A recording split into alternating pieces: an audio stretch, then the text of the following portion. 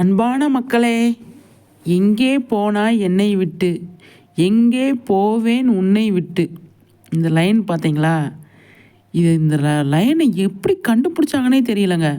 அவ்வளோ அழகாக சூப்பராக இந்த ப்ரொமோவில் இந்த லைனை போட்டிருந்தாங்க. காவேரி வீட்டுக்குள்ளே சாவியை கொடுக்க வரும்போது இந்த என்ட்ரியில் இந்த சாங்கு ஐயோ ரொம்ப வலியாக தருதுங்க. நம்ம எடிட்டர் என்ன பண்ணியிருக்காரு, இந்த போஸ்ட்டை அவர் ஷேர் பண்ணியிருக்காரு. இதோட தான் இந்த ப்ரொமோ முடிஞ்சிருக்கு இல்லையா? அடுத்து காவேரி என்ன பேசுவாங்க அப்படிங்கிறது, சாவி கொடுத்துட்டு போகலான்னு வந்தேன் அப்படின்னு சொல்கிறாங்க. அதுக்கப்புறமா என்ன நடக்குது அப்படிங்கிறது அது அப்புறமா இருக்கும்.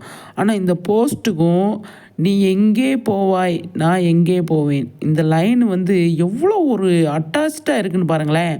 அவ்வளோ அட்டாச்சாக இருக்குது. ஆனால் காவேரி பெரிய தப்பு பண்ணுறாங்க அப்படின்னு தோணுதுங்க. ஏன் அப்படின்னா எதுவுமே பேச மாட்டாங்களேங்க. ஏன் அப்புறம் ஏன் ஃபீல் பண்ணுறாங்க? ஃபீல் பண்ணனு உனக்கு காவேரி வீட்டை விட்டு சரி விஜய் போக சொல்லிட்டார் அப்படின்னா ஏன் ஃபீல் பண்ணுறேன்? அப்போ மனசில் என்ன இருக்குது அப்படிங்கிறத நான் ஓப்பனாக பேசணும். விஜய் இவ்வளோ தூரம் கூப்பிட்றாரு அப்படின்னா காவேரி பேசணும்ல. ஏங்க கூப்பிட்றீங்க? நீங்கள் தானே வீட்டை விட்டு வெளியே போக சொன்னீங்க. ஏன் பிரச்சனை பண்ணுறீங்களா? என்னாச்சு? ஏதாச்சும் கேட்கலாம். அதை விட்டுட்டு தாத்தா பேச முடியாத இடத்துல இருக்காரு.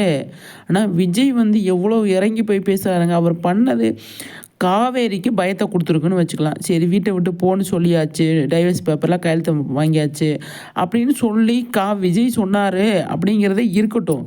ஆனால் விஜய்கிட்ட கேட்கலாம்ல, நீங்கள் இப்படியெல்லாம் சொன்னீங்களே, ஏன் நீங்கள் இப்படி மறுபடியும் இது பண்ணுறீங்க அப்படின்னு கேட்டால் அதுக்கு அவர் பதில் சொல்ல போகிறாரு. ஆனால் அதை கேட்காம காவேரி விஜய் மேலே கோவமாக இருக்காங்க. விஜய் பிடிக்கல, அந்த சுச்சுவேஷனில் அந்த மாதிரி இருக்காங்க. இவ்வளோ நாள் நீங்கள் பார்த்துக்கிட்டதுக்கு நான் இங்கே கொடுத்த காசுக்கு நான் நடிச்சிட்டேன், இவ்வளோதான், நாங்கள் வீடை காலி பண்ணுறோம் அப்படின்ட்டு சாவியை கொடுத்துட்டு போயிடுவாங்க போல் தெரியுது. ஆனால் இந்த குமரன் பார்த்தீங்களாங்க எப்படி பேசுகிறாருங்க. ஒரு சொல்லுவாங்கள்ல, நான் நிறைய என்னோடய வீடியோவில் அதான் போட்டிருக்கேன், நீங்கள் பார்த்தீங்கன்னா தெரியும். நன்றின்னா என்னன்னு தெரியாதுங்க இந்த நதி ஃபேமிலிக்கு. நிஜமாக சொல்கிறேங்க. நன்றின்னா என்னன்னு தெரியுமா இந்த நதி ஃபேமிலிக்கு? எல்லா பிரச்சனையும் முடிச்சுட்டு சரி பண்ணிட்டு தான் எல்லாருமே சொல்லியிருப்பாங்களே தவிர்த்து காவேரிக்காக துணையாக தான் நின்றுருப்பாங்க. அந்த நிவினை கூட நான் சேர்த்துக்கிறேன். ஆனால் நிவின் மேலே எனக்கு பயங்கர கோபம். விஜய் பிடிச்சி தள்ளுறாருங்க நிவின். என்ன ஒரு இது, குமரன் நிவின் 2 பேரும் விஜய் பிடிச்சாலும்னா விஜய்க்கு அவருக்கு கோவம் வராதா? அவர் பிடிச்சி சண்டை போட்டால் என்ன நடக்கும்? கொஞ்சமாக அதை யோசிக்க வேணாமா? ஏங்க இப்படி பண்ணி விட்டாங்க? ரொம்ப கஷ்டங்க. ஆனால் அந்த சாரதா சுத்தமாக எனக்கு பிடிக்கலங்க. எப்படியெல்லாம் பேசுகிறாங்க, என் புள்ள வாழ்க்கையை கெடுத்துட்டேன்றாங்க. யாருக்கு எடுத்தா? என்ன நடந்தது? விஜய் ஒருத்தன் அவன் பாட்டுக்கு பாவம் என் பொண்டாட்டி அனுப்புங்க அனுப்புங்க எனக்கு கத்திக்கிட்டு இருக்காரு. ஆனால் கரெக்டு தப்பு தாங்க.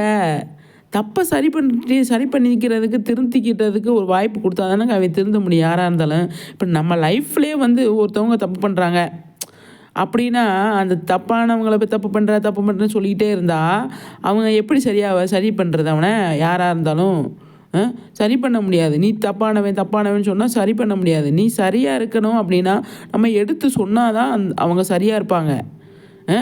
இப்போ இந்த ஒரு பொருளை எங்களுக்குள்ளே வைக்காத அப்படின்னு சொன்னால் நம்ம சொன்னால் தான் அதை வைக்க மாட்டாங்க. சொல்ல வேணாம் அப்படின்னு நம்ம எதுவுமே சொல்லாமல் அங்கே பொருள் தேவையில்லாத இடத்துல இருக்குதுன்னு சொன்னால் அந்த பொருள் அங்கேயே தான் இருக்கும். வச்சவங்களை கூப்பிட்டு இல்லைன்னா வேறு யாரையாக கூப்பிட்டு எங்களுக்குள்ளே வைக்கக்கூடாது அப்படின்னு சொல்லி எடுத்து ஓரமாக வைங்க, அந்த பொருளை வைக்கிறதுக்குன்னு ஒரு இடம் இருக்குது அப்படின்னு சொல்லுவாங்க. உதாரணத்துக்கு விஜய் நான் பண்ண தப்பு ஒத்துக்கிறல்ல, எவன் ஒத்துக்குருவேன்? என்னங்க இப்படி பண்ணுறாங்க? சை.